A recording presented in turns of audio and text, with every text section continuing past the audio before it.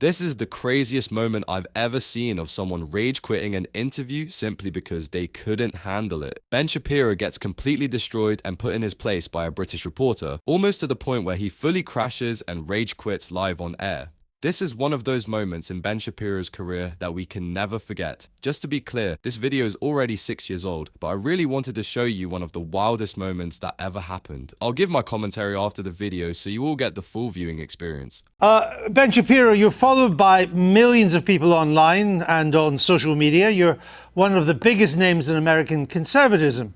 What is it you think you're tapping into? Well, I think that there are a couple of things. One, there is actually a hunger for different ideas. The monolithic nature of the United States media is pretty evident in terms of its politics. People tend to agree on essentially the liberal point of view and increasingly a radical leftist point of view in the media. And obviously, I speak in response to that. At the same time, I try to provide an honest take on the issues of the day, and that means that I am not beholden to the Republican Party, for example. It means that I am going to speak out whenever I think that a principle is being violated, just no matter who is doing the violation.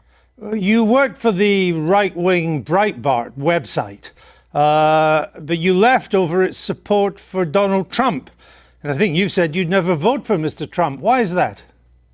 Well, in 2015, 2016, the Breitbart made a hard turn in favor of one particular candidate, and that's their prerogative. Lots of publications have an editorial point of view, and Breitbart was one of those. The reason that I left Breitbart specifically was because of an incident in which a Breitbart reporter, a female reporter, was grabbed on the arm by Corey Lewandowski, then the campaign manager for President Trump, and was bruised on the arm, and then Corey Lewandowski proceeded to lie about it, and Breitbart proceeded to throw its own reporter under the bus, suggest that she was lying or making this up. And at that point, I determined that I could no longer work for a publication that wasn't even willing to stand up for its own reporters, and instead would throw those reporters under the bus in favor of a candidate that it sought to back. Haven't you lost your battle for the Republican Party, though? Isn't the Republican Party now the party of Trump?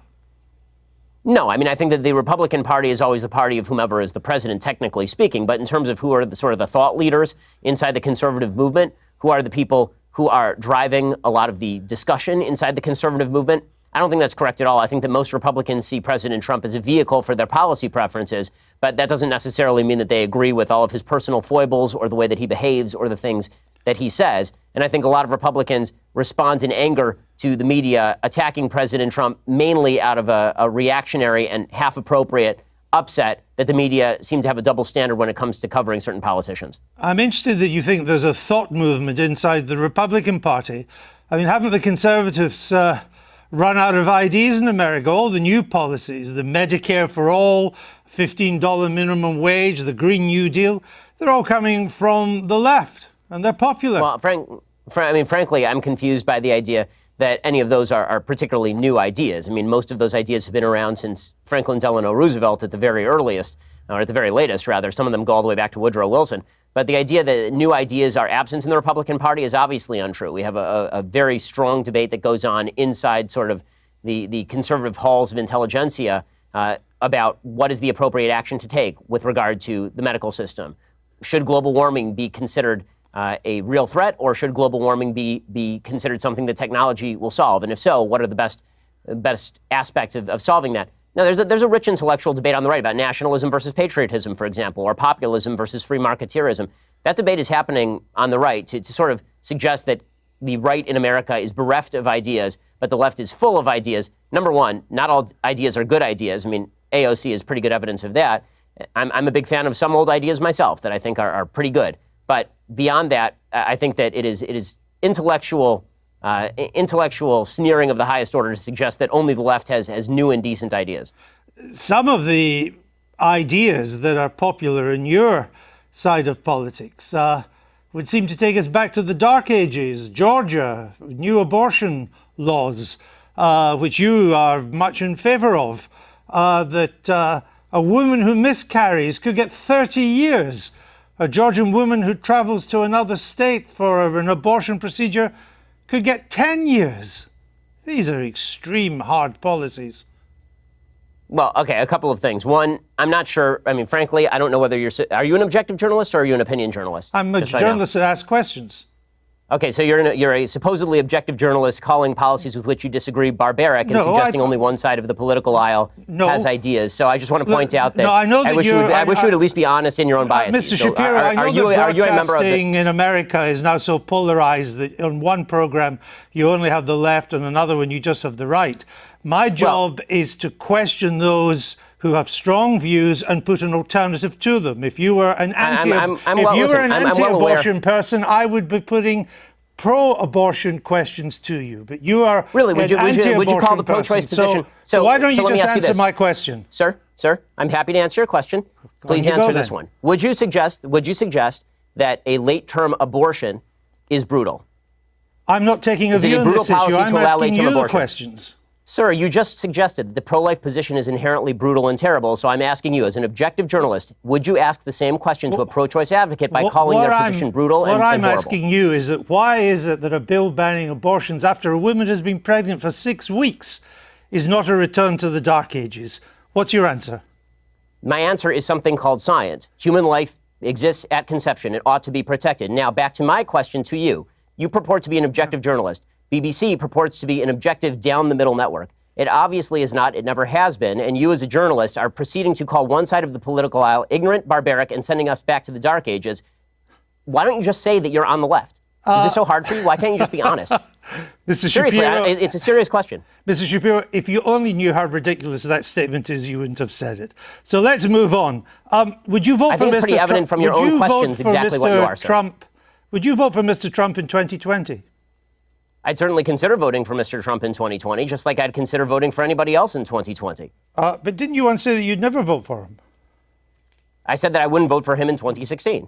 And then I wrote a column for National Review explaining the conditions under which I might change my mind. You're a culture war warrior. Isn't he largely on your side? You wrote once it was unlikely he'd appoint conservative judges to the Supreme Court. He has. Right. So you were wrong. I like many of President Trump's policies, even if I still have serious reservations about his personality and character. Do you think there's a Democrat that could beat him in 2020? Sure, I think there are several Democrats who could beat him in 2020. Who would have the best chance? I think that Joe Biden is likeliest to beat him, considering that he has significant appeal in a lot of the Rust Belt, in places like Pennsylvania, Michigan, Wisconsin, the places that President Trump needs to win to retain the presidency. And Joe Biden also has a long history in politics, which means that the American people already have sort of a preconceived vision of him. President Trump, as a campaigner, is very good at dragging unknowns through the mud or at exposing details about people that are previously sort of covered up. But when it comes to Joe Biden, he's been well exposed for a very long time. Most people know him, and he's not nearly as unpopular even going in as Hillary Clinton was in 2016. So if it was a close race between Mr. Biden and Mr. Trump, you would, from what you say, I think, probably go for Mr. Trump. Yes, I would vote for Mr. Trump if it were a race between Biden and Trump, because I think that the damage that President Trump has done to the country on a character and rhetorical level has already been done and cannot be undone. I don't see it as getting worse day by day. That is the new status quo, unfortunately.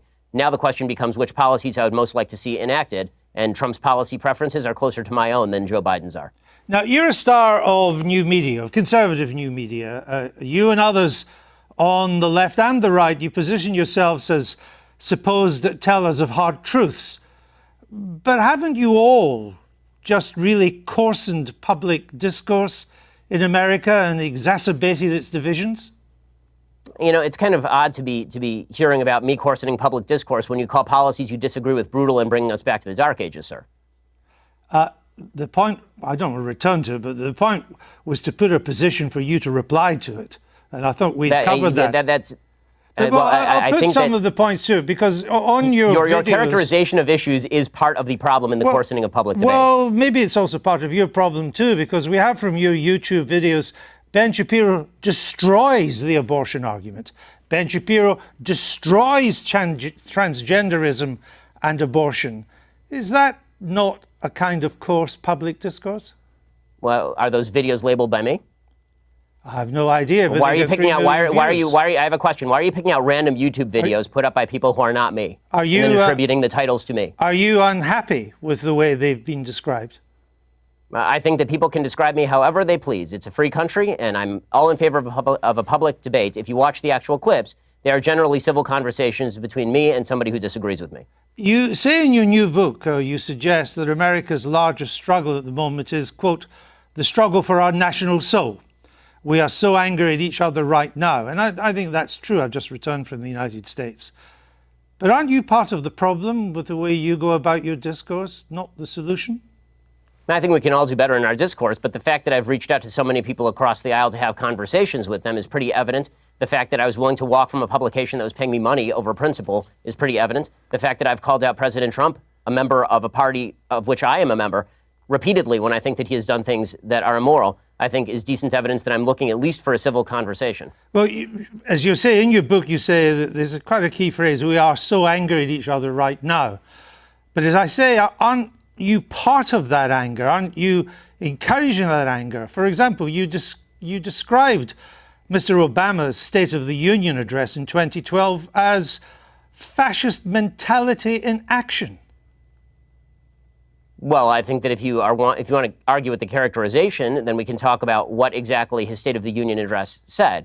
Is it charged language in politics? Sure. The problem that I have is not with charged language in politics, which I'm generally in favor of. I like a robust public debate and a very loud and spirited public debate. I have no problem with that whatsoever. What I'm talking about is the assumption that people with whom we disagree politically are inherently of bad character or, in your words, want to bring us back to the dark ages. But again, it was your description of the State of the Union address in 2012 as fascist.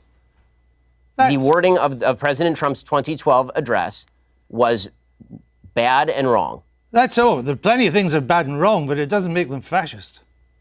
Well, I suppose that's true. But if you would like to, again, if you'd like to read me the column out loud, I suppose I can critique it for you. Oh, well, again, with Mr. Obama, you said, and you're Jewish yourself. I only mention that because to put this in context. The Jews who vote for Obama are, by and large, Jews in name only. Ginos, you call them. My statement was based on the fact that Jews in the United States, as an ethnic group, are largely irreligious, which is true by every single poll. Jews are the most irreligious group in the United States. As an Orthodox Jew who actually takes Judaism seriously, the point that I am making is that most Jews who are ethnically Jewish are not religiously Jewish in any context. No. The point you were making is that Jews who vote for Obama are Jews in name only. I said that, yes, that is correct, that Jews who voted for Barack Obama, a progenitor of the Iran deal, a person who was cracking down on religious liberty, a person who spent much of his career as president of the United States attempting to deprive Israel of the necessities to defend itself, that people, Jews who voted for President Obama, by and large, cared about Judaism far less than they did about other priorities. Did you say they should Correct. turn their badge in as a Jew? Yes, I believe that if you are somebody who takes Judaism seriously, that comes along with ideological commitment. I mean, I guess. Also, I hope you're having fun, by the way, going through every old tweet that I've ever sent to try and do gotcha questions. But if you'd like to have a discussion about my general philosophy or things I've done in, say, I don't know, that was 2012, so it's now 2019. If you'd like to discuss something I've done in, say, like the past 5 years, why don't we do that? How about that? Because your book is a criticism of how angry America is and how America has to do better. And I'm simply I have an entire list on my website, sir. On my list, I have an entire website of dumb, bad things that I've said. I'm simply trying to point out some of the things you've said that seem to me to help to stoke that anger. For example, you said Israelis like to build, Arabs like to bomb crap and live in open sewage. Well, as I say in an article entitled, "Here's a list of all the giant, bad, dumb things I've ever said." Was that dumb? Well, yes, that's a dumb tweet. And not only, but it is also important to mention that the next few tweets clarify that that tweet is specifically referring to the Hamas leadership, which, by the way, a BBC I've seen is relatively reticent to condemn. No, actually, it wasn't. What you went on to do and say, you are correct about the slur on Arabs. It's not all Arabs that want to live in open sewage and blow things up. It's just Palestinians. You went on to say. It says the ones who take sides against Israel in the Israel-Palestinian population is rotten to the core, you went on to say. Not Hamas, the Palestinian Arab population. I say that by poll numbers, they elected Hamas. They educate their children in school that Israel should be obliterated, sir. I guess. If you want to read, honestly, this is a giant waste of time in the sense that the entire interview is designed for you to shout slogans or old things that I've said at me. I don't see how this forwards the debate. You talk about undermining the public discourse. It seems to me that simply going through and finding lone things that sound bad out of context and then hitting people with them is a way for you to make a quick buck on BBC off the fact that I'm popular and no one has ever heard of you. There are not many bucks to be made on the BBC, unlike American broadcasting, Mr. Shapiro. The point I'm trying to make is that your words are hardly designed to produce the consensus and understanding that the book seems to want to produce. That's my point, that you write about, Judeo-Christian culture and so on, but so much of what you've said in the past would seem to turn its back on Judeo-Christian culture. You're lecturing me on Judeo-Christian culture after you call the pro-life position barbaric? I just asked you a question.